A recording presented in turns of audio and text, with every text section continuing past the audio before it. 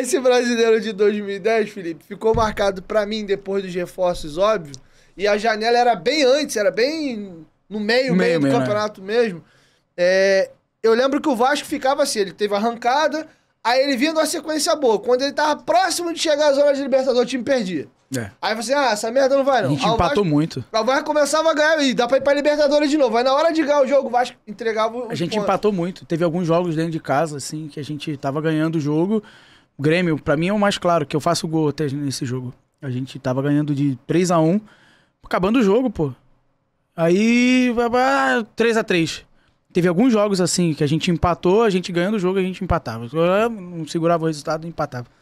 E foi isso que atrapalhou a gente em 2010. De onde tu acha que um time fica marcado? Isso é o quê? Isso é emocional? É desatenção? Aconteceu isso comigo esse ano no Avaí, cara. A gente, lá no Avaí, né, é emocional. Porque a gente tava jogando bem o jogo, chegava na reta final, não vamos tomar gol, tomava gol, cara. Tomava gol. E foi o que aconteceu em 2010, assim. A gente, pô, tinha jogadores experientes. Acho que tu jogou com um amigo meu lá, o irmão do Paulo Vitor, Denilson. Denilson. Beijão, Dani. Moleque ia à toa, né? Nossa, esse aí é bom jogador, hein, cara. Muito bom, mas é maluco também.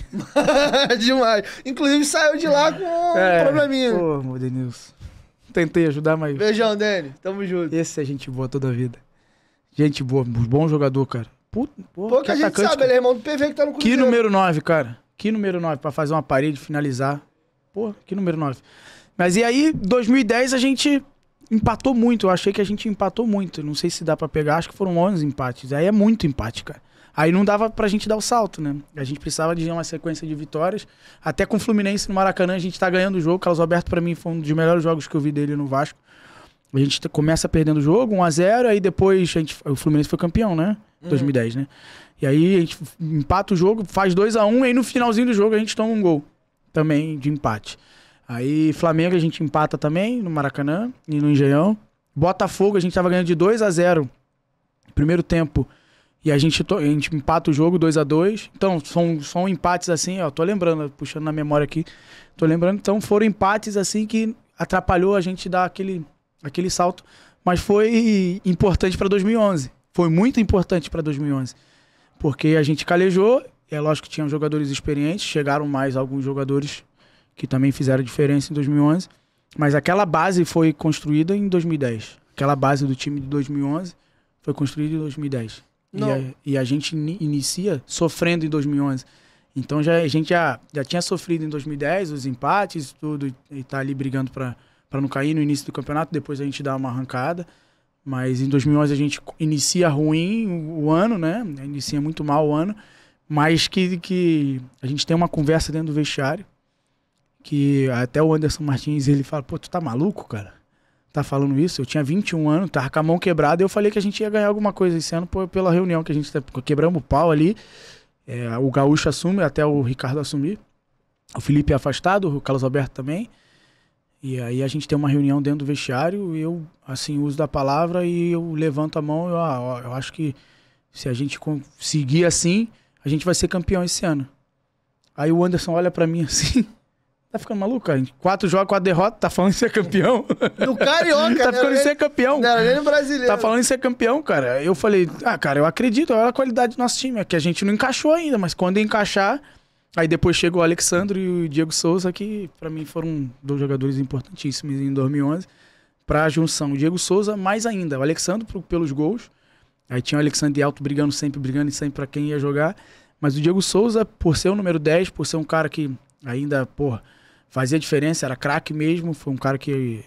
Mas fora de campo, onde que o torcedor não vê, o bastidor, foi o cara que fez o elo da molecada. Na época era eu, o Dedé, Alain, o Éder tava entre a molecada e os experientes, Rômulo, Fagner. Ele fez o elo da molecada com os experientes que tinha essa quebra ali no meio. E o Diego não, o Diego era o cara que fazia o elo. E o Felipe ficava muito com a gente. Aí tinha os mais experientes, que era o Praz, o Eduardo Costa, na época o Alexandre também, quando chegou. E a gente tinha 2 grupos dentro do mesmo grupo. E o Diego fez esse elo e a gente se juntou.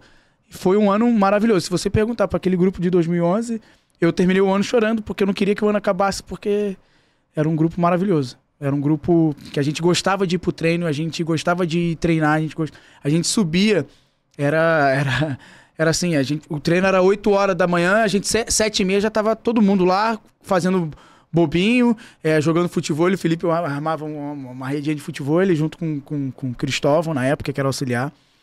E aí a gente fez um grupo naquele ano que é marcado na minha história. Foi o melhor time que você jogou? O time do Benfica era embaçado também. Não, o Corinthians também foi um time, sim, mas tecnicamente foi o melhor time que eu joguei, eu acho.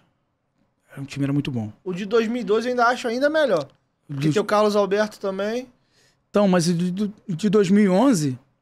cara, é difícil. O Juninho chega do meio pro final, o Juninho tá em 12, eu acho que o de 12 era melhor. É porque o de 11 marca mais porque ganhou.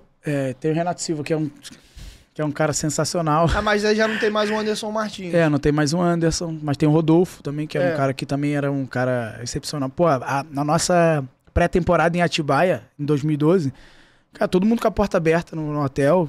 Ninguém queria, a gente... era como família mesmo. Era como família. Tem até um episódio, não sei se tem o vídeo, que chove muito em Atibaia e aí não tem como ter treino. Aí a gente, ao invés de pegar e ir embora, cada um para os seus quartos, não, a gente fica lá se jogando na água. Pô, Juninho Pernambucano, se jogando na água. Felipe, 30 e poucos anos, se jogando na água com a gente. Esse 11 e 12 termina naquele fatídico gol que o Diego perdeu. Perdeu não, naquele que o Cássio pegou.